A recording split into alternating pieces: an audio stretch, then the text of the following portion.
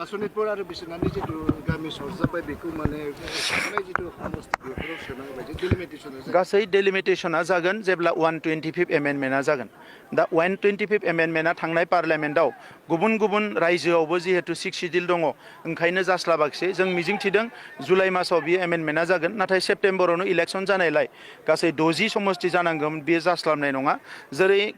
जेब्लायनो माने 125 एमेन्डमेन्टआ जागोन बिनि उनाव जोंनि समस्तिया अट'मेटिकलि 60 जागोन लोगोफोर नोंथांमोना बयबो खोनाबाय प्रमद बर' सार बिथाङा मा बुंदों पार्लियामेन्टनि एमेन्डमेन्ट 125 एमेन्डमेन्ट बिलआ बे जायाखिसै आरो जोंनि BTR आव जानो गोनां 60था समस्तिया बे जाथ'नाय नंला बेखौ दिनै फोरमायदों रायजो राजा नोंथांमोना मा सानो बिनि सायावनो BPF नि कास्टम बसुमतारी बिथाङा माखासे बेरफुसार खेंफोरथि बा बिबुंथि होदों आरोना प्रमद बर'नि सायाव जे प्रमद बर'आ रायजो राजाखौ माबायदि थगायनानै गावनि राजखान्थिनि लाबनि थाखाय रायजो राजाखौ माबायदि मेगन हाथेनानै गाव देरहानायनि लामाखौ लादों बे बाथ्राखौ बुंदों नोंथांमोना नायलांदो आरो ना अब्लानो बुजिगोन भिडिअखौ जोबजासे नायलांजोब बिनि उनाव नोंथाङा चेनेलखौ साबस्क्राइब खालामलांदो आरो अननानै थ'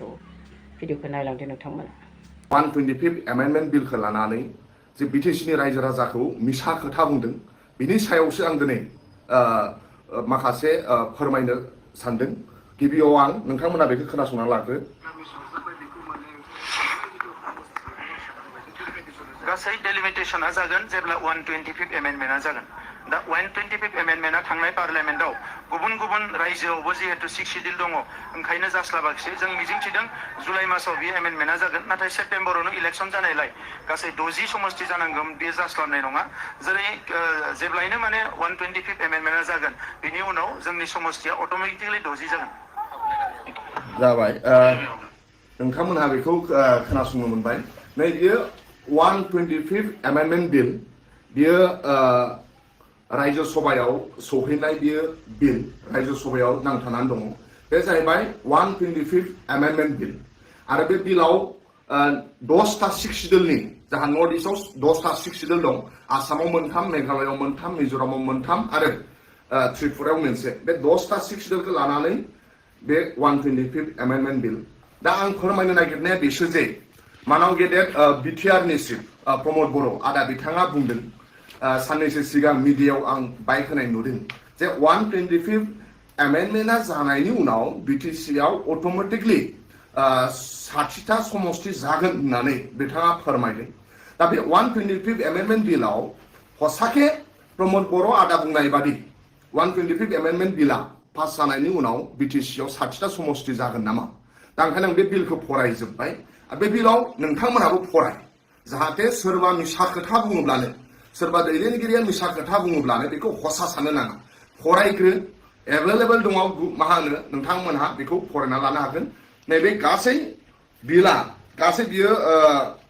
गासै 75 पेजनि बे बिल बाव 10टा 6 शिड्युल आसामाव मोनथाम BTC Karbi Anglong Dima Hasao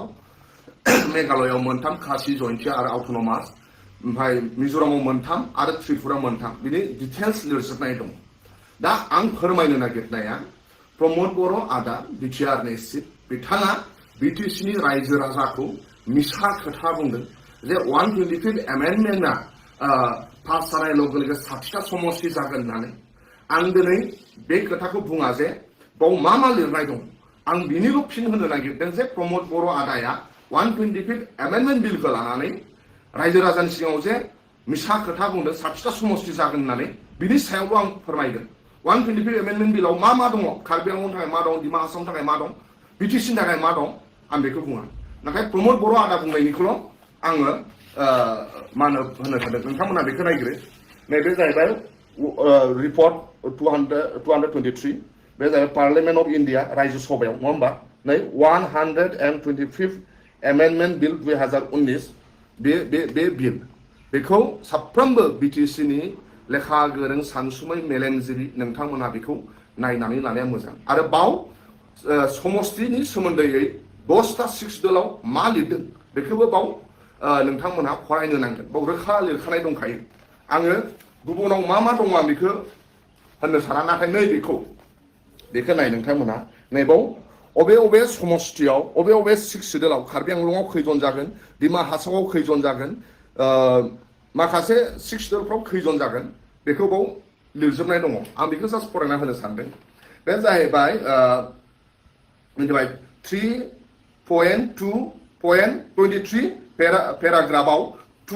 of the 6th schedule to the constitutions provide for not less than 30 members for each of the autonomous district council with 4 members to be nominated by governor of concerned state. State ko lanani concerned hoden. There are 10 ADC, 3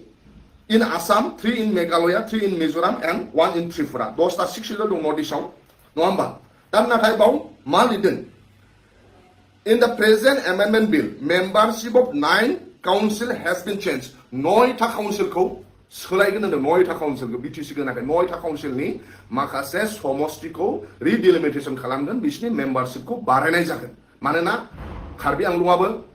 30 तानि गाहायाव दङ दिमा हासावआबो 30 तानि गाहायाव दङ मेघालयनि मोनथाम 6 सिडिउलाबो 30 जननि गाहायाव दङ मिजोरामनि मोनथाम 6 सिडिउलाबो 30 जननि गाहायाव दं त्रिपुरा बिदिनो खालि BTC आवल' 40 ता इलेक्टेड 6 ता नमिनेटेड जायो आरो बाव लिरबावदों बेखौ नै मोजां नाय membership of Bodoland